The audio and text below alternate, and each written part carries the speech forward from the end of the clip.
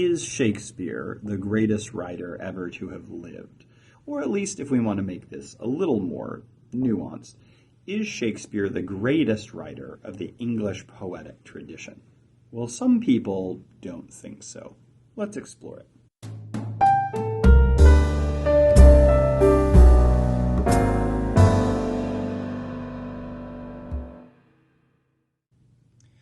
So I know there's a lot going on in the world right now, but literary Twitter got a little kerfuffled this weekend because a couple prominent accounts posted a, shall we say, controversial take on Shakespeare's greatness.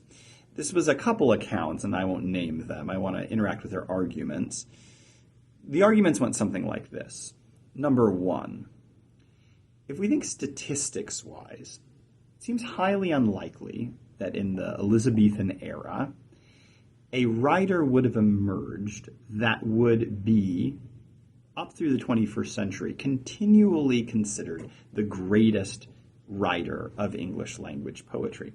Just think about how small the population of English speakers in the world was in the Elizabethan era compared to the population of English speakers. Now, think about literacy rates. Literacy rates were much lower, even among that smaller population, than they are now. So statistically speaking, we would think it was most likely that the greatest writer of English poetry would have emerged within the last 50 years, say.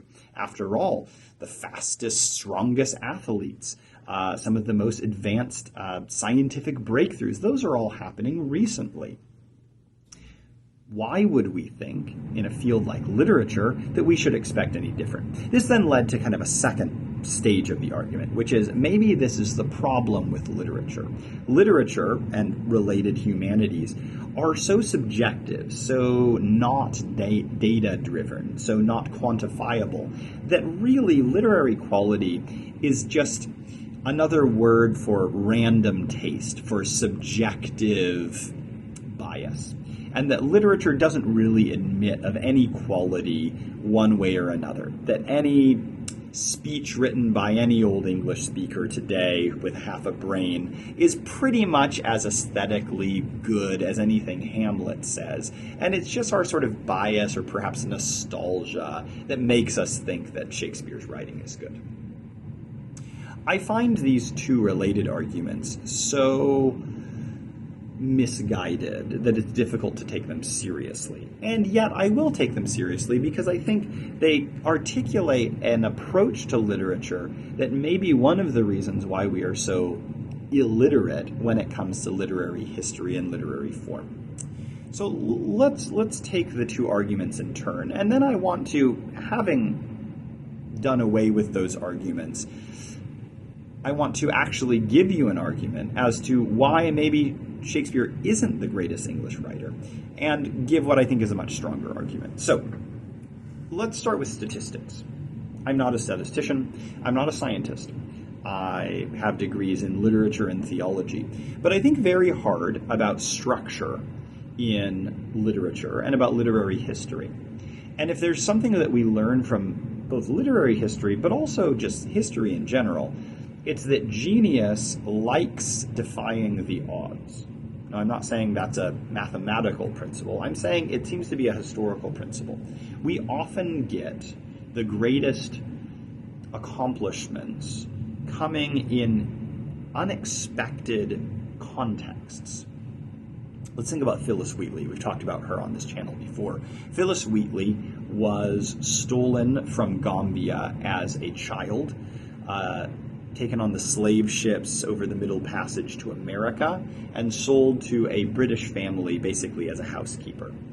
It is highly unlikely, to the point of being probably almost impossible, nearly impossible because we're talking about inductive reasoning, that a young girl stolen from her family in Gambia, sold as a slave in the slave markets of Boston in the mid-1700s, it was so highly unlikely that she would even write and publish any poetry, let alone be considered the greatest writer in America of poetry in her age.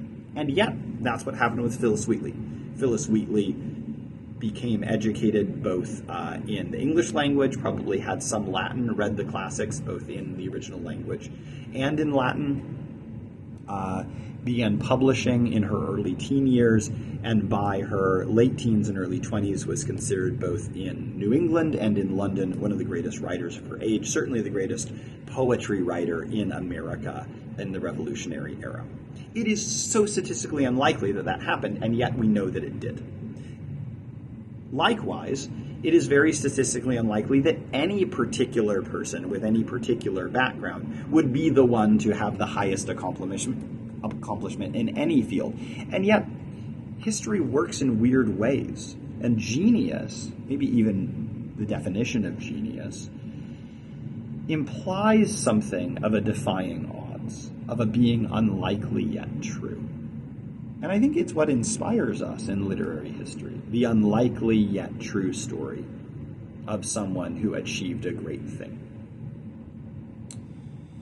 Further, I think we could make an argument that the way someone like Shakespeare was educated, and even someone like Phillis Wheatley was educated, was more conducive to the creation of literary works than the way we are educated. We are educated in America today on a large scale not to publish literature, but to be competent enough in critical thinking and communication skills to hold a low-level job in major industries. That's what we're educated for in America. We're not educated for literary accomplishment, let alone literary mastery. Much of America is educated monolingually.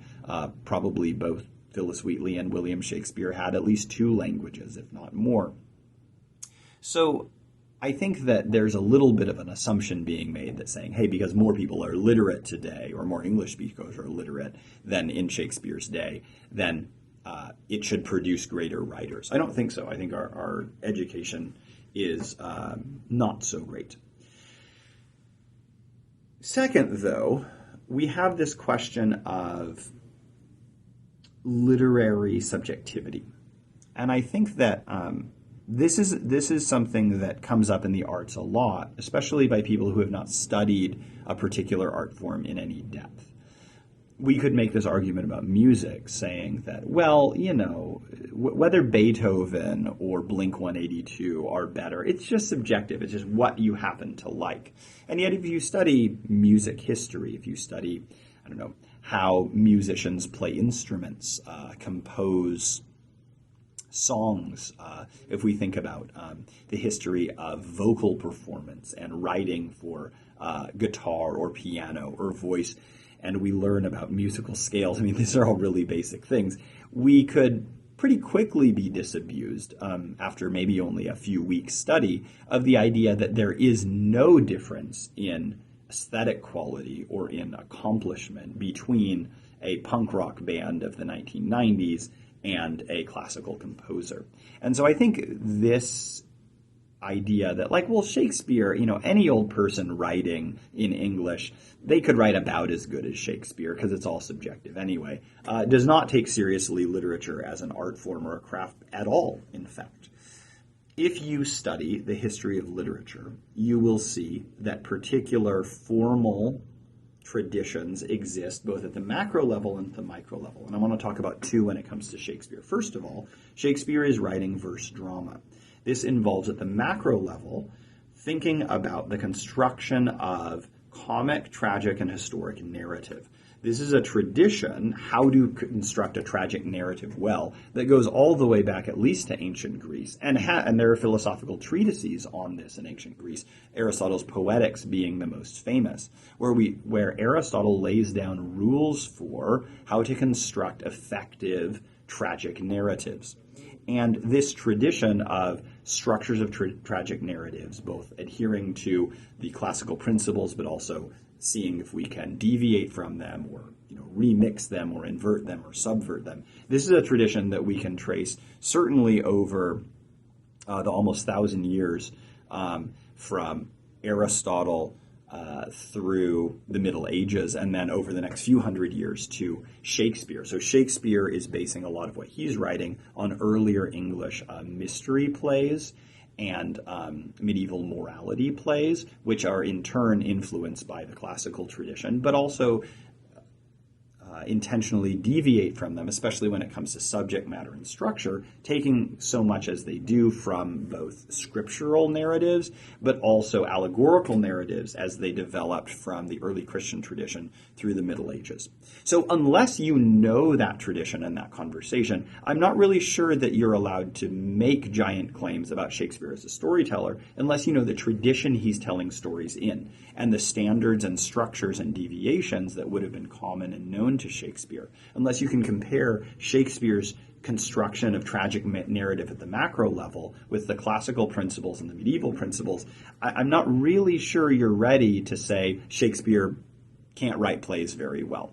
But that's just at the macro level. If we think at the micro level, at the level of, say, the poetic line, at the line of iambic pentameter, we also have a tradition stretching back about 2,000 years, at least, to ancient Greece that Shakespeare's writing in the tradition of. And we can compare verse structures, and not just verse structures, not just, alternating syllables of stressed or unstressed syllables.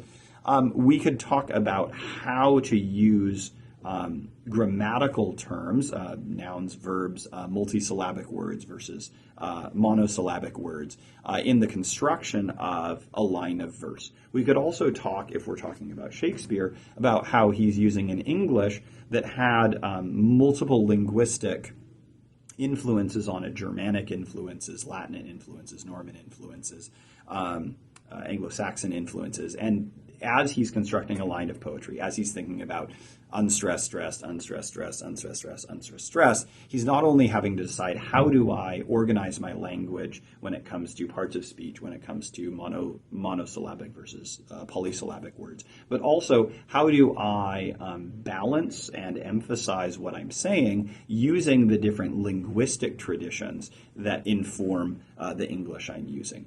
So unless we were to do an analysis of Shakespeare at that level and be aware that that's going on in Shakespeare, I don't think we're ready to really analyze the quality of Shakespeare's work until we acknowledge those things. So those are kind of my two arguments.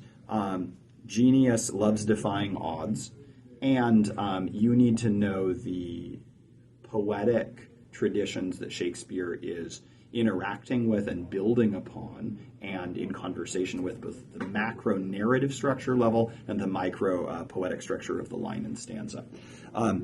If someone wants to talk about that and still make the case that Shakespeare isn't the greatest writer of the English tradition, then I'm willing to. But if someone's not willing to acknowledge those traditions, I don't see the use in talking to them. I think it's a question of education.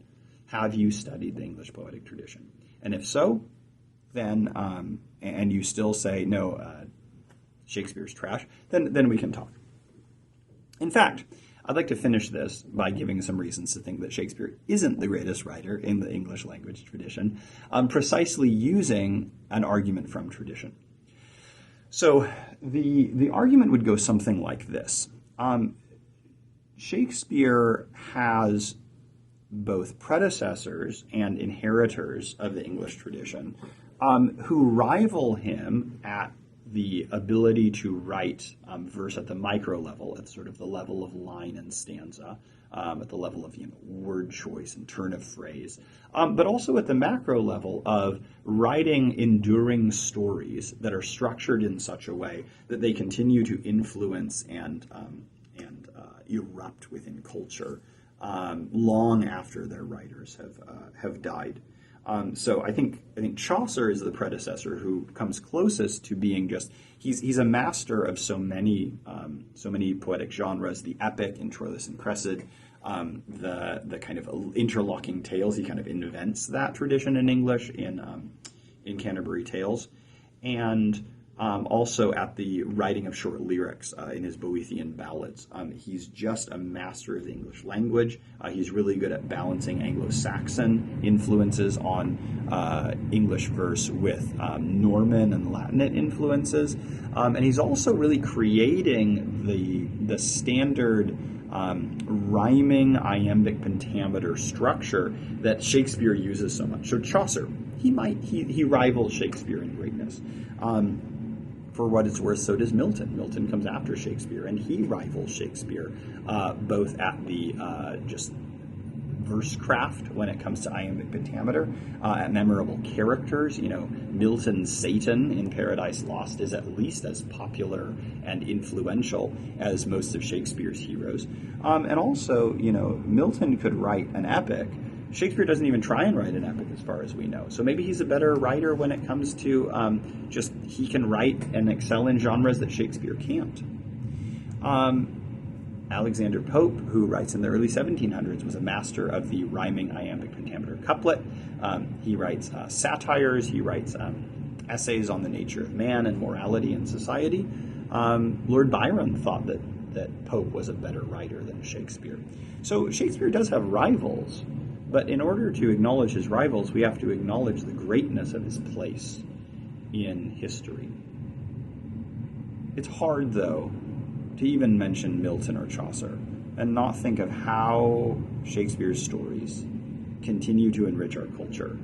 Even when it comes to things like romantic comedies, right? When you watch movies, they are so influenced by Shakespearean structures and stories and characters and tropes that even with someone like Pope, who coined a lot of phrases that we still use, even with someone like Chaucer, who's, Wife of Bath's Tale is, continually important, and her character keeps echoing down the ages and influencing. Shakespeare might just do that a little more than even Chaucer and Pope. So what do you think?